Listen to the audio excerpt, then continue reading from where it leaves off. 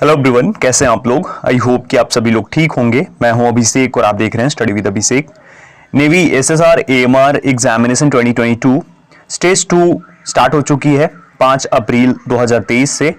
और इसके लिए अगर आप भी स्टेज 2 देने वाले हैं, आप किसी भी सेंटर पर जा रहे हैं, यहाँ पर मैंने सेंटर्स के नाम भी लिखे हैं, दिल्ली, जामनगर, विशाखापट्टनम, कोलकाता, देहरादून, मुंबई, जो भी सेंटर्स हैं, उसके लिए आप लोग रिव्यू जानना चाहते थे। मैं कल इस वीडियो को डालने वाला था, रिकॉर्ड करने का सोच रहा था, बट मुझे लगा कि थोड़ा सा और वेट करते हैं और जब मैं सारी चीज़ों को ध्यान से देख लेता हूं और कौन से वो पॉइंट्स हैं जो बहुत ज़्यादा इंपॉर्टेंट है आपके लिए, तो ही मैं ये वीडियो करूंगा। तो फाइनली जो भी चीज़ें हैं मेरे सामने हैं और मैं क्रिस्टल क्लियर हूं अपने थॉट्स के अकॉर्डिंग कि क्या मुझे आपको बताना है और कौन सी ऐसी चीज़ें हैं जो आपको ध्यान रखनी है। तो स्टार्ट करते हैं देर ना करते हुए। लेकिन उससे पहले अगर आप चैनल पर नए हो, अभी तक सब्सक्राइब नहीं किया है, तो इंडियन नेवी की बेस्ट तरीके से प्रिपरेशन के लिए, सभी अपडेट्स के लिए चैनल को सब्सक्राइब कर लो, बेल आइकन को प्रेस करके ऑल सेलेक्ट कर लो, ताकि आपको सभी वीडियोस का नोटिफिकेशन मिल सके। और टेलीग्राम पर जरूर ज्वाइन कर लो, क्योंकि टेलीग्राम पर क्या है ना, सारी अपडेट्स आपको मिलती रहती है। कैंडिडेट्स भी वहां डाउट सॉल्विंग ग्रुप में बात करते हैं, आप भी जाकर बात कर सकते हो, ये फायदा है। डिस्क्रिप्शन में लिंक है उसका भी। चलिए अब बात करते हैं। स्टेज 2 जो है, इसमें जो हमारा सबसे पहले हो रहा है अगर आप जाते हो एग्जामिनेशन के लिए, तो वो है डॉक्यूमेंट वेरिफिकेशन। तो आपको सभी डॉक्यूमेंट ओरिजिनल ले जाने हैं। मैं बता चुका हूं ऑलरेडी कौन से डॉक्यूमेंट आपको कैरी करना है खुद के साथ, ठीक है। अब उसके बाद जो दूसरी चीज है जो बहुत ज्यादा इंपॉर्टेंट है, उसके बाद क्या हो रहा है, उसके बाद आपको पीएफटी के लिए ले जाया जा रहा है। जहां पे भी आपकी पीएफटी होगी, कहीं पे रोड पे हो रहा है, कहीं पे ग्राउंड पे हो रहा है, कहीं पे स्टेडियम है वहां पे हो रहा है, तो ये सारी चीजें हैं, तो ये पीएफटी का है, ठीक है। अब यहाँ पर ध्यान देने वाली बात यह है कि पीएफटी जब आपकी हो जाएगी, उसके बाद ही आपका रिटन टेस्ट होगा, ठीक है। और रिटन टेस्ट के बाद आपका मेडिकल टेस्ट कराया जा रहा है। अब 1 बाय 1 करके समझते हैं।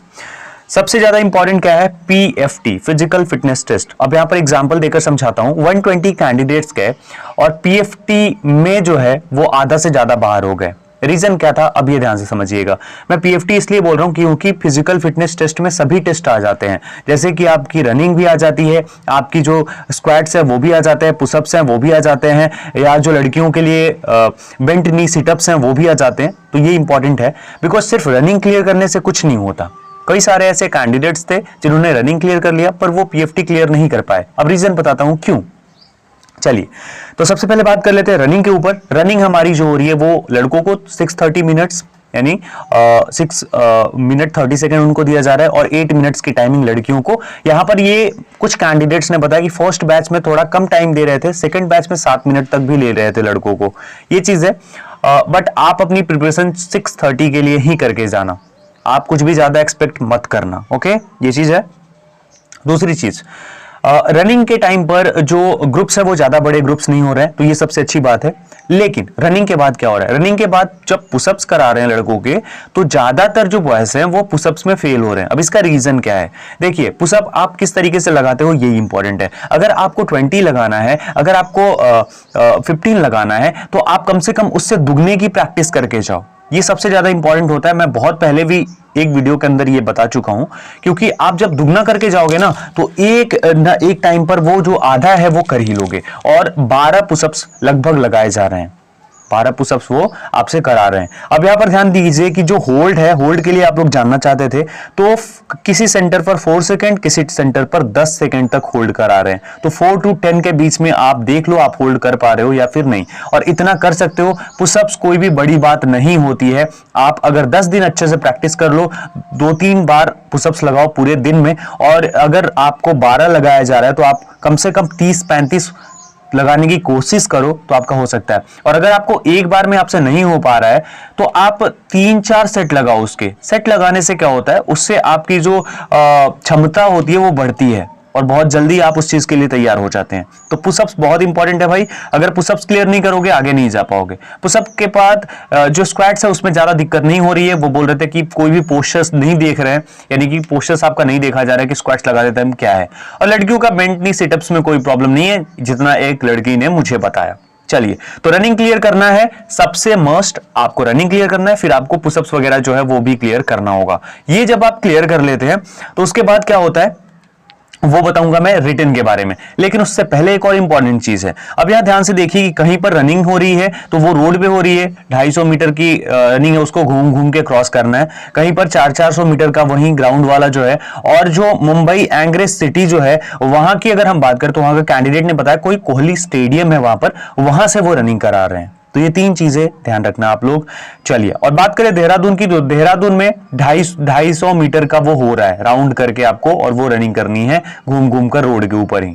ठीक है, क्लियर हुआ। चलिए अब बात कर लेते हैं रिटन टेस्ट के लिए, जो कि काफी ज्यादा इंपॉर्टेंट हो जाता है। रिटन टेस्ट का जो एग्जाम ले रहे हैं ना, यहां पर आपको बता दूं कि जैसे ही आप फिजिकल फिटनेस टेस्ट क्लियर करते हो, रिटन टेस्ट के लिए जब एग्जाम लेते हैं तो रिटन टेस्ट ऐसा नहीं है कि उसका रिजल्ट दे देते हैं इंस्टेंट टाइम पर।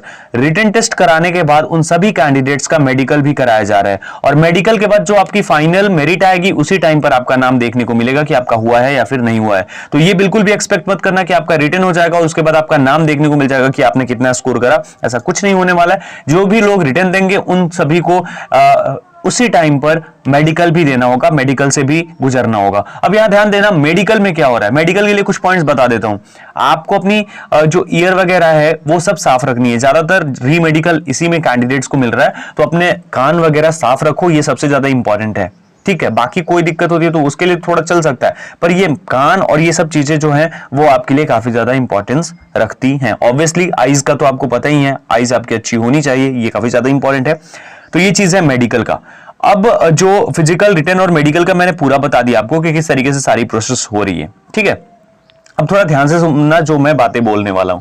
अगर आप चाहते हो कि आप जब जा रहे हो वो चीज आपकी सही हो जाए, यानी आपको रिटन देने का मौका मिले, और रिटन अगर आप दोगे तो ऑब्वियसली आपको मेडिकल से गुजरने का मौका मिलेगा। लेकिन उसके लिए आपकी जो की है ना, किसी भी सफलता की की बोलते हैं ना, यानी सक्सेस की जो की होती है वो क्या होती है, एक पॉइंट होता है। वो पॉइंट है आपकी फिजिकल फिटनेस टेस्ट। यानी कि अगर आप फिजिकल फिटनेस टेस्ट को क्लियर कर लोगे, सिर्फ रनिंग नहीं, आपको रनिंग के बाद जो स्क्वाट्स हैं, पुशअप्स हैं, जो आपकी बेंट नी सिटअप्स हैं, वो सभी क्लियर करनी है। अगर ये कर लोगे तो आपको ऑब्वियसली ये दोनों चीजें मिल जाएंगी। तो आप रनिंग पे फोकस करो, अगर अभी आपके पास टाइम है तो रनिंग और पुशअप्स लगाओ, अगर लड़के हो तो बेंट नी सिटअप्स लगाओ, अगर लड़की हो तो। और ये सब चीजें अगर आप कर लेते हो तो आप आराम से क्लियर कर लोगे। रिटन में जो होगा वो तो देखने वाली बात होगी। एक और बात जो काफी ज्यादा इंपॉर्टेंट जो है आप लोगों के लिए, वो ये है कि रिटन टेस्ट में नो नेगेटिव मार्किंग, यानी कि यहां पर नो नेगेटिव मार्किंग रखी गई है। अब यहां पर ऐसा क्यों किया जा रहा है, क्योंकि 53 एक जो ये अपना जामनगर का सेंटर है, यहां पर 53 लोग थे, ठीक है, बैच में, और वहां पर से सिर्फ 19 लोग आफ्टर फिजिकल फिटनेस टेस्ट बचे। अब सोचो 19 लोग बचे हैं, उसमें से रिटन भी करेंगे, और रिटन में भी ये फॉर श्योर बात है कि कम से कम आधे तो बाहर हो जाएंगे, 9-10 बाहर हो जाएंगे, तो बचे कितने, 10। उसके बाद कुछ मेडिकल में बाहर हो जाएंगे।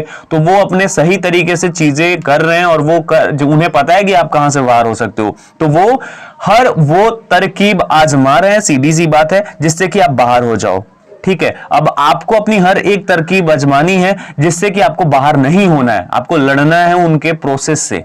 ठीक है, ये सब चीजें हैं। बाकी अपने ऊपर ट्रस्ट रखो। आपने अगर मेहनत की है आप आराम से क्लियर करोगे, और अगर आपकी मेहनत कम रह गई है, ऐसा अगर हो जाता है कि नहीं हो पाया आपका, तो घबराने की नीड नहीं है। आपको आगे भी अपॉर्चुनिटीज मिलने वाली हैं। ये सिर्फ लास्ट अपॉर्चुनिटी नहीं थी जीवन की। जीवन में ये मत सोचो कि ये लास्ट है, उससे बेटर भी आपको मिल सकता है। ठीक है, सबसे बड़ी चीज ये है, हम कभी कभी सोच के डिमोटिवेट हो जाते हैं कि यार यही चांस था, यही छूट गया मेरे से। ऐसा नहीं है, आपके पास और भी चांसेस आएंगे, और उससे बेटर चांसेस आएंगे। ये मैं अपने लाइफ के एक्सपीरियंसेस शेयर कर रहा हूं आप लोगों के साथ। मेरे साथ भी चीजें हुई हैं, दैट्स वाई मैं ये चीज आपके साथ शेयर कर रहा हूं।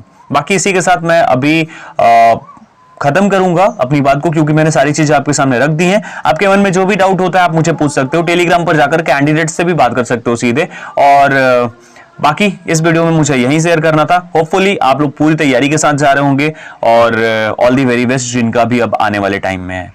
अगर आप रिव्यू सबमिट करना चाहते हो तो 7654743543 ये व्हाट्सएप नंबर है, यहां मुझे भेज सकते हो। टेलीग्राम पर भी पर्सनली डीएम कर सकते हो। इस वीडियो में इतना ही, मिलता हूं एक और वीडियो के साथ। वीडियो को लाइक एंड शेयर कर दो ताकि और लोगों के पास पहुंच सके, और चैनल पर नए हो तो सब्सक्राइब कर लो। कमेंट करके अपने थॉट्स भी बता सकते हो। मिलता हूं एक और वीडियो के साथ। जय हिंद।